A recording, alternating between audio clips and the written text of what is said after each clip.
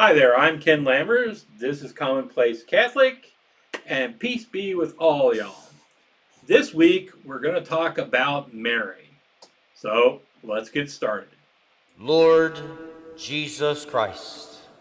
युगान युग तेरा ही है. Ilekroć bowiem sprawujemy pamiątkę ofiary Chrystusa. Kweli ni vema na haki tukushukuru daima na popote, Bwana Baba mwema. 主の御体と御血になりますように。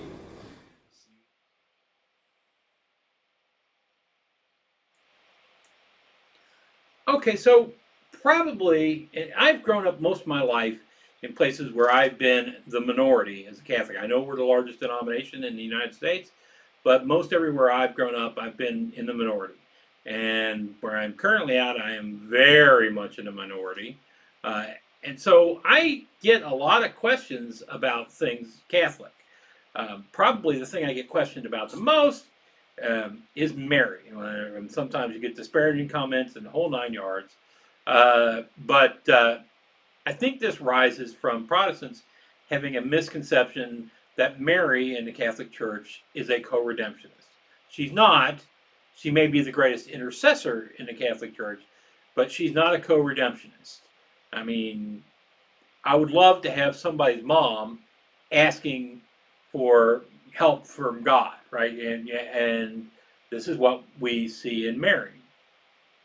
I'm not going to go much more theologically into that. I'm not going to go into all the stuff that's ex cathedra and beliefs out of the Middle Ages and all that sort of stuff.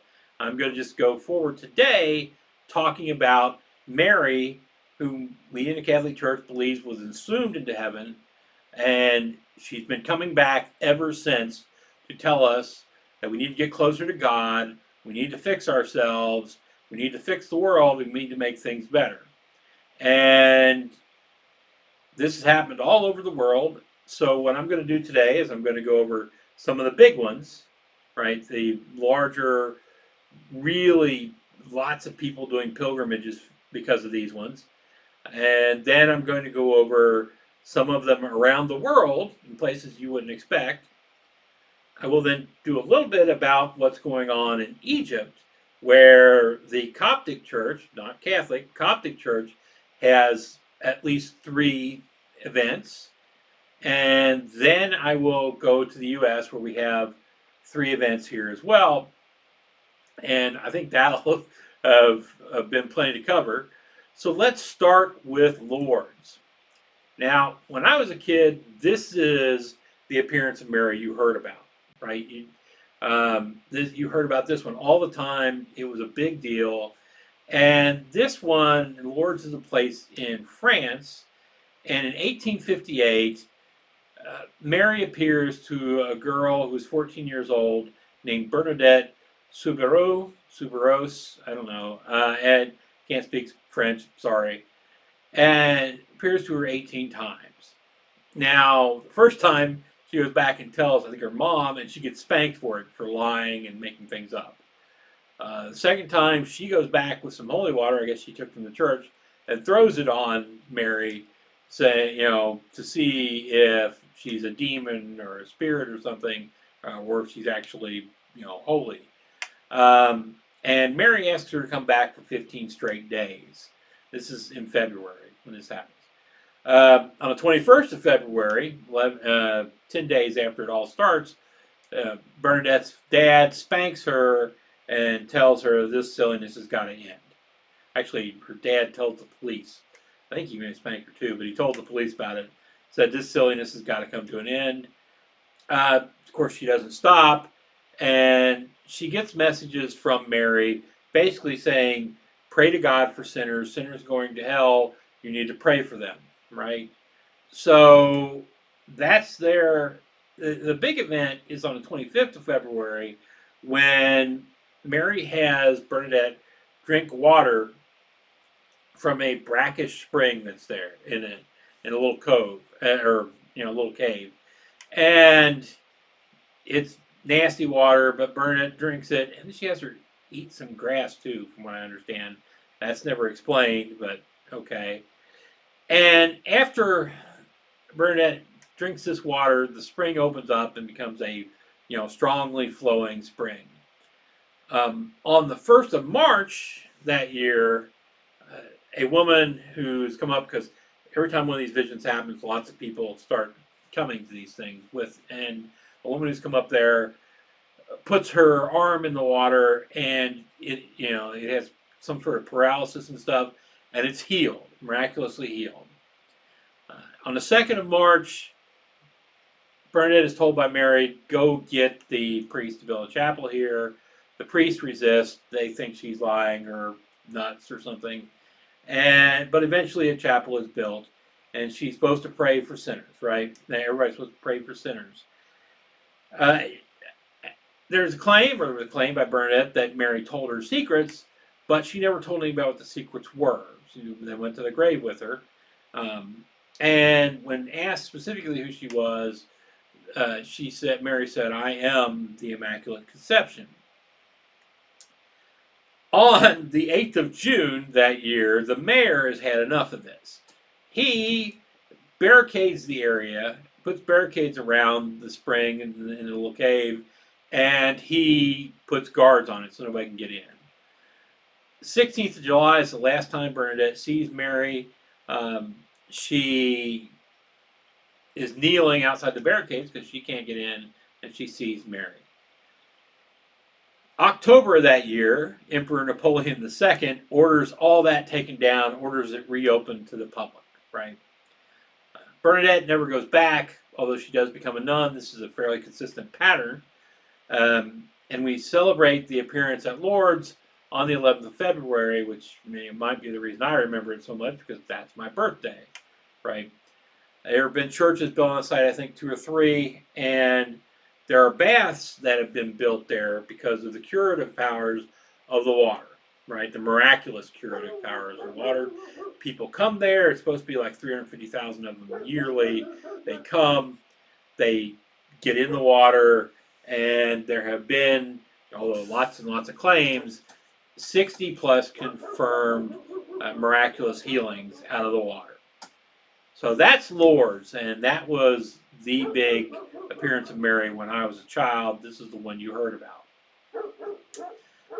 As I was growing up, you started hearing about another one. This was Our Lady of Guadalupe, or the Virgin of Guadalupe, and this is in Mexico. Somewhere, I think it's probably in Mexico City now, but I think it was just outside of Mexico City at the time, in 1531. So this is pretty recently, I think, after people started showing up here. A peasant is going along, and he sees a woman up on a hill. He goes there, asks who it is. She says, I am Mary, mother of the very true deity. And she asked for a church to be built on that hill. The archbishop, to show you a difference nowadays, the peasant goes to Mexico City. The archbishop tells him, I don't believe you, this is garbage. Sends him on his way. And he goes back. This is Juan Diego, it's a peasant. He goes back and sees Mary again on the hill, and she tells him, be persistent. Persist in this. And he goes back to the archbishop, who insists on a sign. So when he goes back to talk to Mary again, she says, I'll give you a sign tomorrow. And this is in the middle of December, keep in mind. Well, tomorrow, Juan Diego's uncle, Juan Bernardino, falls deathly ill. Just incredibly sick. So Juan Diego doesn't go anywhere. He's taking care of his uncle. Then, in the 12th of December, that was the 11th of December, the 12th of December, Juan Diego starts to head into town to get a priest because he thinks his uncle's going to die. He wants to get last rites, the last sacrament for his uncle. And he avoids the hill because he didn't come back to see Mary the day before. And anyway, Mary finds him and chastises him for not coming back and tells him, your uncle's cured. And then she takes him up the top of the hill. Remember, this is in the middle of December, a barren hill in Mexico. and there are roses up there that are not native to Mexico. He picks them, she puts them in his cloak. He takes them to the archbishop, and when he opens the cloak and lets the roses fall out, there is a painting of Mary on his cloak. So, um, that's the point where it just kind of becomes, uh, everybody starts believing, right? Uh, his uncle also said that he saw Mary, that she came and cured him, and then she told him to tell the archbishop to call her Guadalupe, or Guadalupe. I'm sorry, I don't speak Spanish. And there, uh, that calls back to an appearance of Mary in Spain at a place called Guadalupe, right? So that's where it becomes Our Lady of Guadalupe, the Virgin of Guadalupe. And then eventually a church is built with the cloak. Now, this has not gone without fighting and fussing, right? From the very beginning, the Franciscan monks controlled the area, right? Religiously, at least. And they weren't buying it. They didn't want anything to do with this. They worried that what was really being done was idolization, right? That maybe some, instead of having pagan gods, they were going to worship Mary instead. Um, and they worried about this. They didn't want anything to do with it. They resisted building anything up there, chapel, a church, anything like that. But eventually, a Dominican becomes the bishop, and Dominicans are very Marian, very Marian in character.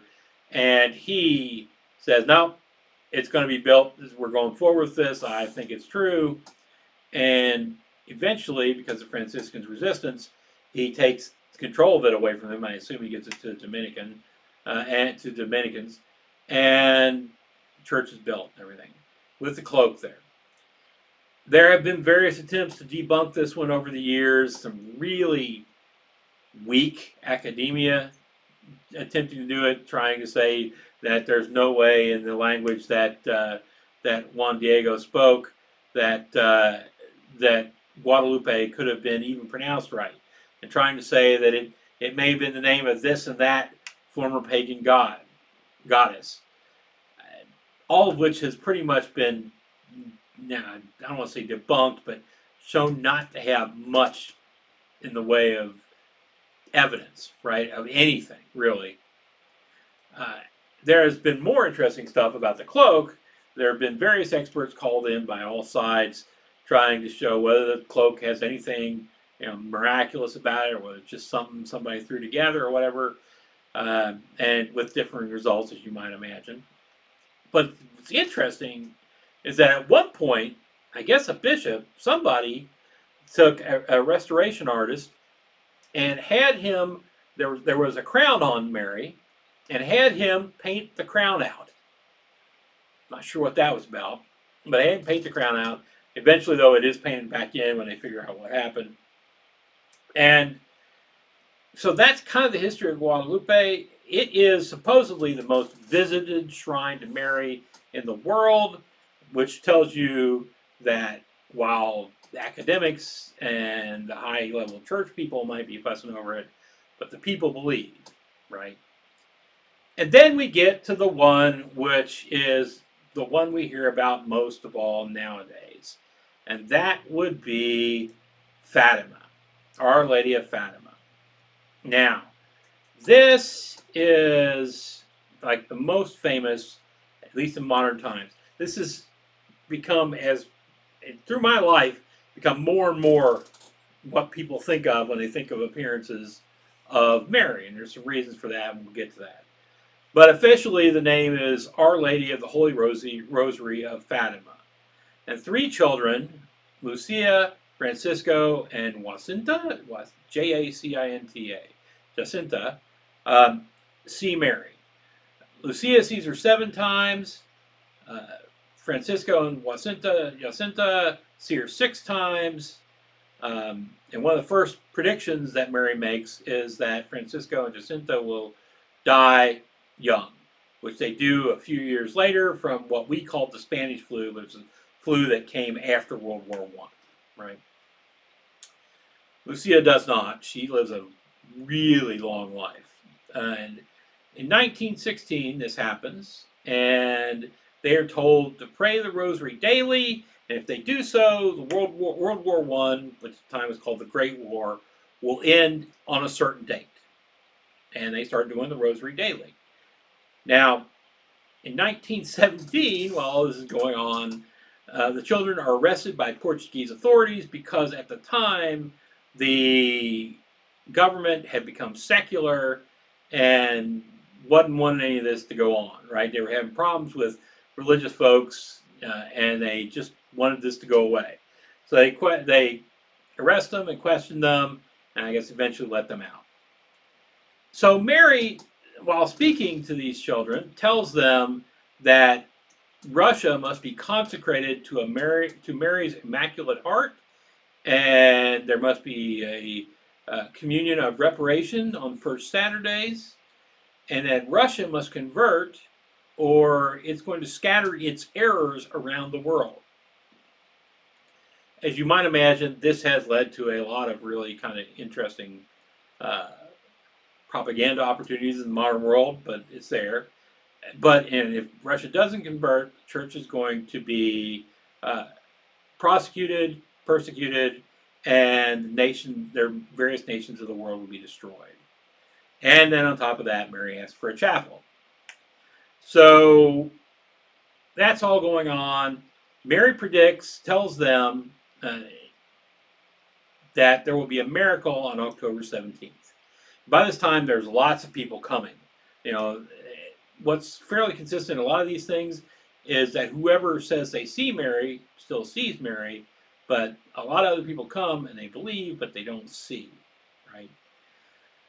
So, prediction of a miracle on October 2000 or October 1917, and at that time, 30,000 plus people show up. I've seen estimates of over 100,000.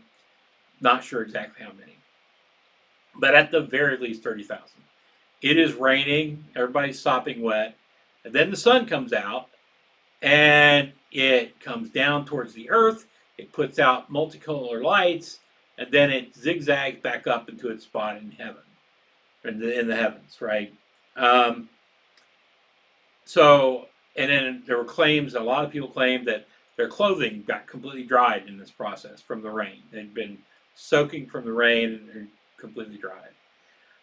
There were some people that said I didn't see the whole thing. They just saw the multicolored lights. And there were some people that said they didn't see anything. But that was the October 17th miracle. Now, why has Fatima become more famous than the other appearances of Mary? Well, there's a couple of reasons, three reasons. Lucia, who becomes a nun, survives for 97 years until 2005, right? She becomes something of a, for lack of a better term, celebrity in the church because of her visions of Mary. She has other visions as well later in life and all that. But because of her vision of Mary back at Fatima, she becomes something else, kind of a celebrity in the church. I'm not saying she sought that. I'm just saying that's kind of a reality. And she published memoirs. Now, I thought there'd only been two, but doing research on this, I saw something saying there'd been 6. So she published memoirs, I think in the 30s, 40s, whenever. They became very, very popular, right? And popularized Fatima. And then so that boosted things, those two factors boosted things quite a bit. Third thing are the 3 secrets of Fatima, or the 3 visions of Fatima. And so the first 2 have been known forever. Lucia says they were shown a vision of hell. It's a fairly standard vision of hell.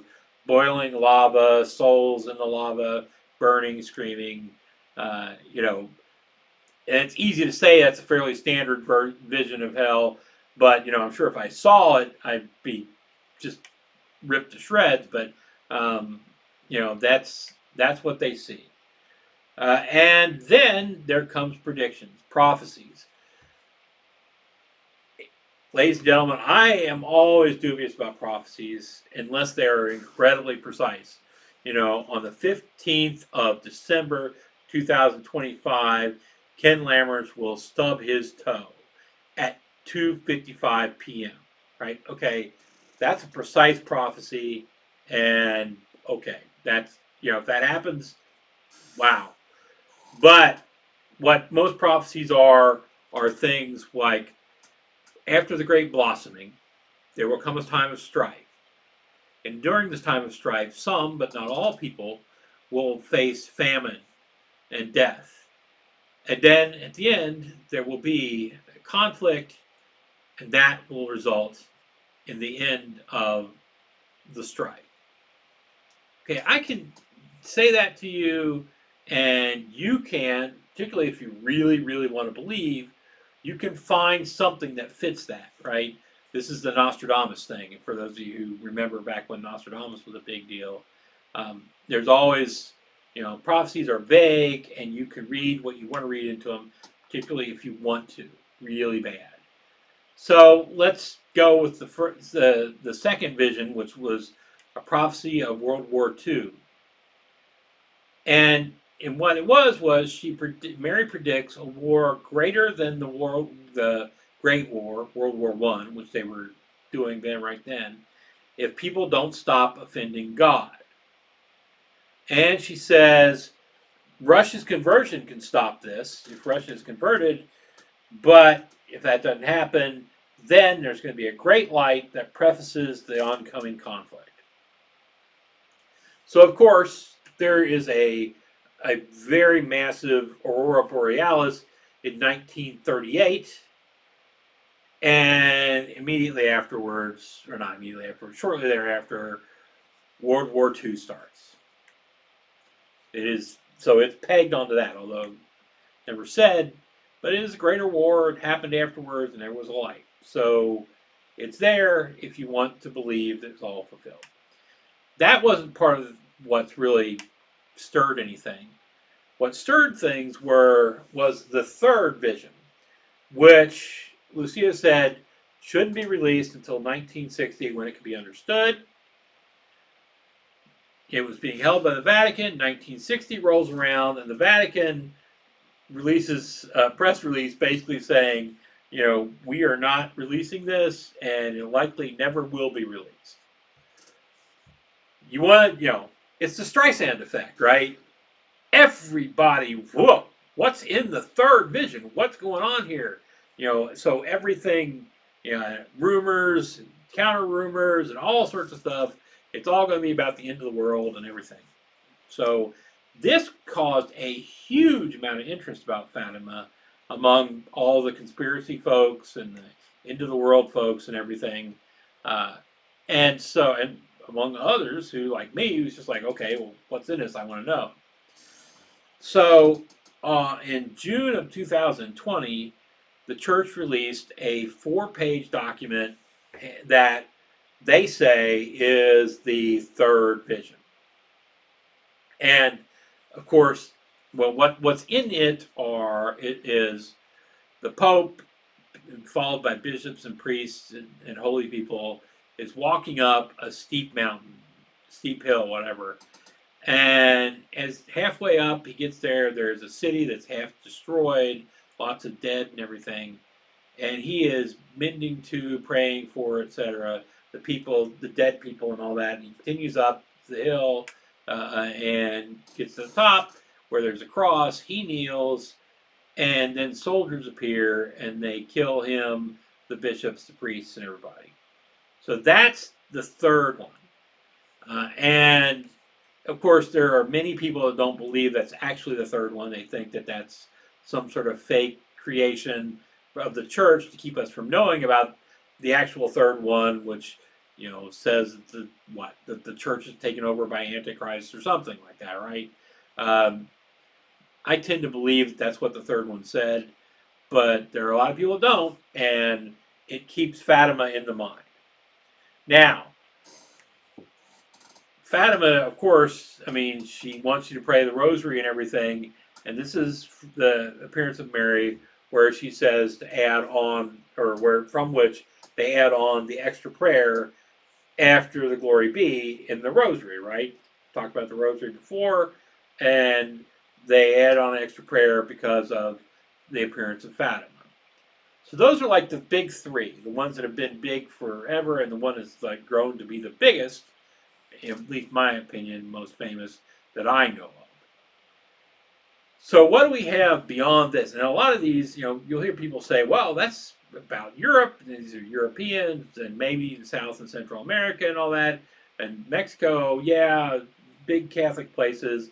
That's why you've got these appearances. What about the rest of the world? Well, here's the rest of the world. The rest of the world, Mary has appeared in Japan, Rwanda, Vietnam, and China. In Japan, in 1973, she appeared in Yuza. I'm going to mispronounce this. Yuza Wadai in Japan. They call her Our Lady of Akita. She appeared to Sister Agnes Sasagawa, who was deaf and who heard Mary speak. There was a statue that lit up. She heard Mary speak. There was supposedly blood that came from the tear ducts down the eyes. I read things saying that this had been videoed by news cameras, but I have not been able to find that. So, the messages that the nun heard were of destruction. If you don't come back to God, repent, make yourself right, then what's going to happen is there's going to be great fire from the sky. Many people, both those who are, with God and who are not with God, are going to die, and afterwards, the survivors are pretty much going to wish they died, right? So that's what she said, and we need to repent our sins because of under that. So then we get Kibeho in Rwanda. That's 1981 to 1983. Three college students see her, and they call this Our Lady of Kibeho. She IDs herself as Mother of the Word, right? And she predicts the Rwandan genocide. And one of the students who saw her died in the Rwandan genocide. So that's interesting. There seemed to be rumors that a lot of other people saw her too, but these three were the ones who actually interacted, I guess. Then we get Hai Lang in Vietnam, and it's Our Lady of La Vang. I don't speak Vietnamese, so I don't know what that means. They're a group of Catholics way back in the day hiding in the jungle of Vietnam because they're being persecuted. They they get visited by a lady who cares for them, shows them what herbs to use and that sort of thing to cure all the illnesses they've been getting, being stuck out in the jungle. And so that's the appearance in Vietnam. And then there's the Donglu in China. This happened in 1900, Our Lady of China, and the notes I read said Boxer Rebellion. I thought that had happened earlier, but okay, Boxer Rebellion, and there's a bunch of soldiers coming just to take out Donglu, to destroy this town. And Mary and an angel, who is thought to be the Archangel Michael, appear, and they save Donglu from the military attack. The soldiers run away. So those appearances took place around the world. It's not just something in places where you would expect a whole bunch of Catholics would be, and you might have these kind of visions. It happens everywhere. So now let's go on and try outside the Catholic Church, the Coptic Church, which is primarily in Egypt. I think it's probably about 30% of the Egyptian population, at least the last I knew of. And they have three different appearances. You have Zaytun in Egypt. That's in Cairo, basically. Uh, I see it, Egypt. That's about 4 hours south of Cairo. And then you have Warq al Hadr. That's in Giza, which is the city right across from Cairo, across the Nile from Cairo, right? So these three appearances have taken place. Now, the differences in the way the Coptics have seen it and the way it's happened in Catholic appearances is generally that Mary appears above the church, sometimes with illuminated birds as well. And there have been many people to see these things. So let's go and actually look. Here is a picture in Zaytun, right? That is the appearance of Mary. And yes, I know, anytime you see somebody wants to critique this, they will say it's double exposed or something like that.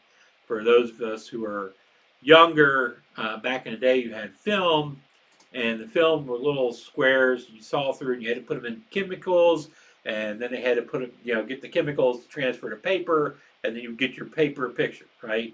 Um, and what the claim with double exposure is that you have two pictures and two of those little sheets. You put them together, and then you put them in the chemical, and from those two pictures, you came up with one paper picture. I don't know. Look at it yourself. You make the decision. Apparently, now the Zaytun appearance is supposed to have happened like from 1 a.m. to 4 a.m. generally, and to have been seen by a lot of people, including the leader of Egypt, which I think at the time was Gamal Abdel Nasser, and seen by a lot of folks.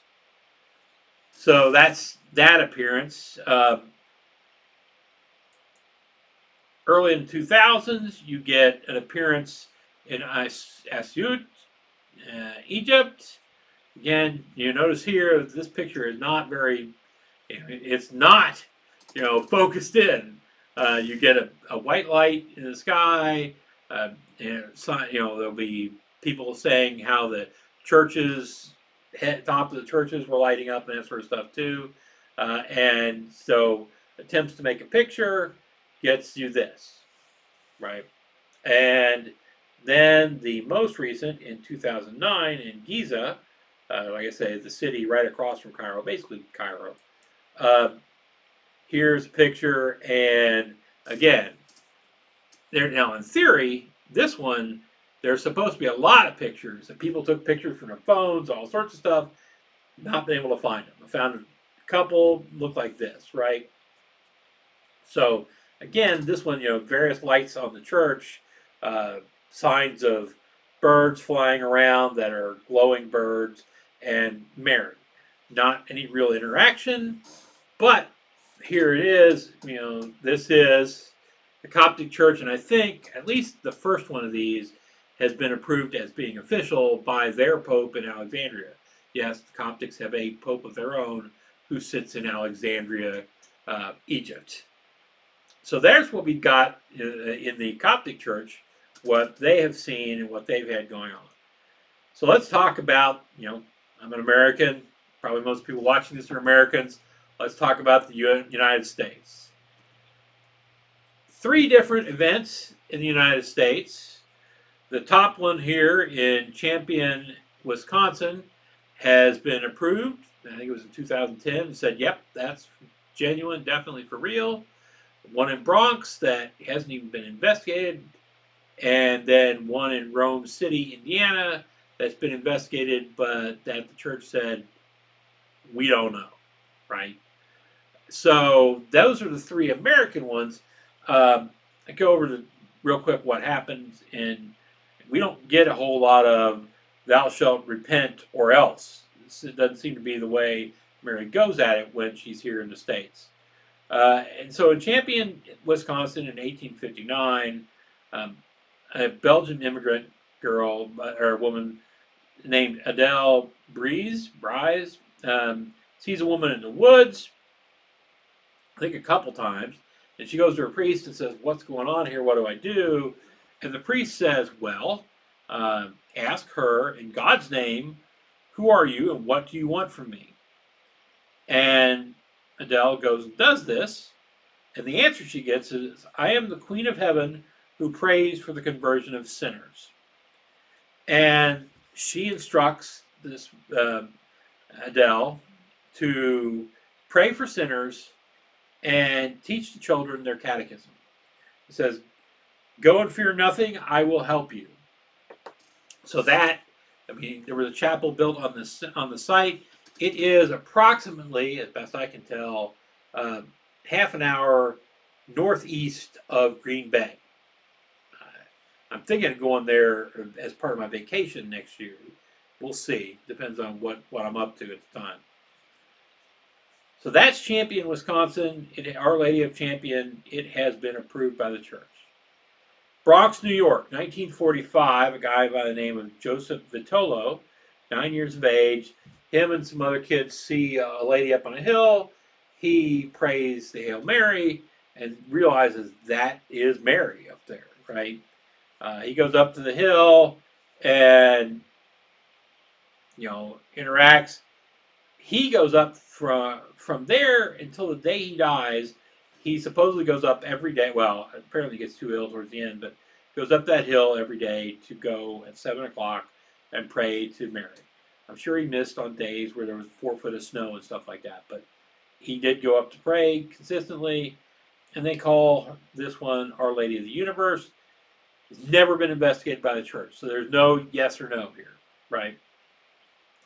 And then in Rome City, Indiana, in 1956 to 1959, Sister Mildred Mary Ephraim Newsel sees Mary along with Joseph, St. Joseph, along with angels and all that. She has this vision. And really, from what I get out of it, mostly she gets told by St. Joseph that first Wednesday should always be a mass for the pure heart of Joseph, right? Now, for those of you who don't understand Catholic mysticism, there have been forever concentration in mysticism on the heart of Jesus, Sacred Heart of Jesus, Sacred Heart of Mary. But now, this third one, there's the heart of Joseph that you see. This is something you don't see all that often, but it seems to be something that's growing in following in the church. And I'm not sure that it comes specifically out of this event, but it is a more modern thing, right? In 2020, this was investigated, although like the Archbishop out of Cincinnati and others have shown a lot of interest in this and spoke pretty well about it. The Archbishop of Cincinnati said, or the Archbishop in Indiana said, investigated, and they said no. Well, they didn't say no. They said we can't determine, right? That's what they just said. We can't determine, and so that one was left. It said personal devotion, all great, go for it, but we're not going to say yeah. We're not going to say yay. So those are the 3 American visitations by Mary. And with that, we're going to wrap it up today. You can look up these. There's a lot more, right? Like Our Lady of Knock, which is in Ireland, and others. You can find all these other places that Mary has appeared. There are lots of these things out there. I recommend you go look at these things, find the list, figure it out yourself. Maybe later we'll come back and talk about the theology behind all the Marian stuff. That gets trickier though. So we'll pass on that for today. Folks, if you like what you're seeing here today, hit the like button. It helps to get other people will then be able to see it. If you really like it all, subscribe, hit the notification bell so that you know when I put these out. And, as I've said previously, there is no imprimatur here. Nobody from the Pope down to the lowliest deacon has looked at any of this and said, yeah, that's right. On the other hand, I haven't had the Inquisition breaking in the door, so I think maybe I'm, either too small a fish or I'm okay so far. I do advise go out and look at these things yourself. That's always the best thing to do. And having said that, go in peace, folks. Have a blessed week, and I'll see you next time.